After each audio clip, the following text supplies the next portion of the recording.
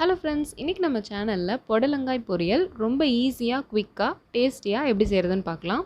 இந்த பொரியல் பண்ணுறதுக்காக நான் 2 மீடியம் சைஸ் புடலங்காய் எடுத்திருக்கேன். இதை நம்ம கத்தி வச்சு மேலே கொஞ்சம் வெள்ளை வெள்ளையாக இருக்கும், அதை மட்டும் ஸ்க்ரேப் பண்ணி எடுத்துடலாம். லைட்டாக கத்தி வச்சு சொரண்டிங்கனாலே வந்துடும். அதை எடுத்துட்டு நல்லா வாஷ் பண்ணி எடுத்துக்கோங்க. இதை 4 கட் பண்ணியிருக்கேன். இது நடுவில் ஸ்பாஞ்ச் மாதிரி ஒன்று இருக்கும், அது கூடவே சீடும் இருக்கும். அதை மட்டும் நம்ம ரிமூவ் பண்ணி எடுத்துடலாம். அந்த சீடெல்லாம் ரிமூவ் பண்ணதுக்கப்புறமா இதை உங்களுக்கு தேவையான ஷேப்பில் சின்னதாகவோ இல்லை பெருசாகவோ கட் பண்ணி வச்சுக்கோங்க. இங்கே ஒரு கைப்பிடி அளவுக்கு கடலைப்பருப்பு எடுத்திருக்கேன். இதை வாஷ் பண்ணி வச்சுருக்கேன். ஒரு கடாயில் 1 டம்ளர் அளவுக்கு தண்ணி ஊற்றிட்டு இந்த கடலைப்பருப்பு அதில் சேர்த்துடலாம். இது 3/4 பதம் வேகிற வரைக்கும் விட்டுடலாம்.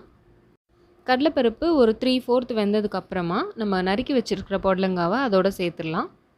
இது கூடவே 1/4 ஸ்பூன் மஞ்சள் தூளும் தேவையான அளவு உப்பும் சேர்த்துட்டு நல்லா கலந்து விட்டுருங்க. நம்ம ஆல்ரெடி 1 டம்ளர் தண்ணி ஊற்றி தான் கடலைப்பருப்பை வேக வச்சுருக்கோம். இந்த புடலங்காவுமே தண்ணி விடும், அதனால் இதுக்கு மேலே தண்ணி இதில் சேர்க்க வேண்டாம்.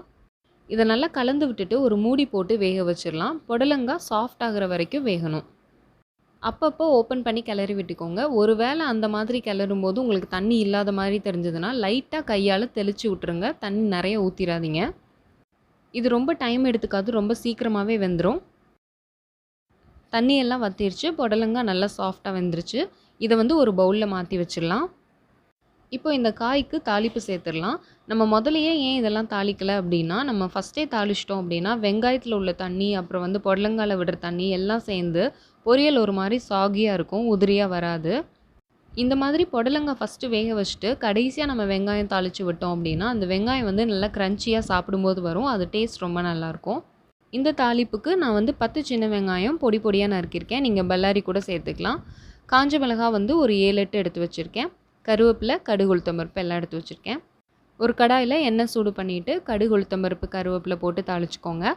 அது பொரிஞ்சதுமே காஞ்ச மிளகாய் சேர்த்துக்கோங்க. அது கூடவே பெருங்காயமும் சேர்த்துக்கோங்க. இப்போ இதில் வெங்காயம் சேர்த்துக்கலாம். வெங்காயம் நல்லா டிரான்ஸ்பரண்ட் ஆகிற வரைக்கும் வதக்கிக்கோங்க. இப்போ இதில் நம்ம ஆல்ரெடி வேக வச்சுருக்கிற அந்த புடலங்காவை சேர்த்துடலாம். இந்த தாளிப்பு அப்புறம் புடலங்காய் இதெல்லாமே நல்லா மிக்ஸ் ஆகிற அளவுக்கு கலந்துட்டு கூடவே 1 டேபிள் ஸ்பூன் அளவுக்கு ஃப்ரெஷ்ஷாக துருவின தேங்காய் சேர்த்துக்கோங்க.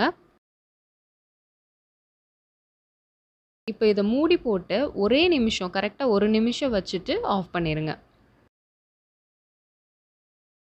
அவ்வளோதாங்க, நல்ல உதிரான டேஸ்டியான புடலங்காய் பொரியல் ரெடி.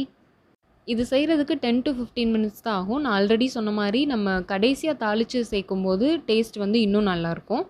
இந்த மெத்தடில் ஒரு தடவை புடலங்காய் பொரியல் ட்ரை பண்ணி பாருங்கள், ரொம்ப நல்லாயிருக்கும். இந்த வீடியோ உங்களுக்கு பிடிச்சிருந்ததுன்னா லைக் பண்ணுங்கள், யூஸ்ஃபுல்லாக இருந்தால் ஷேர் பண்ணுங்கள். என்ன சப்போர்ட் பண்ணுறதுக்கு சப்ஸ்கிரைப் பண்ணுங்கள். இது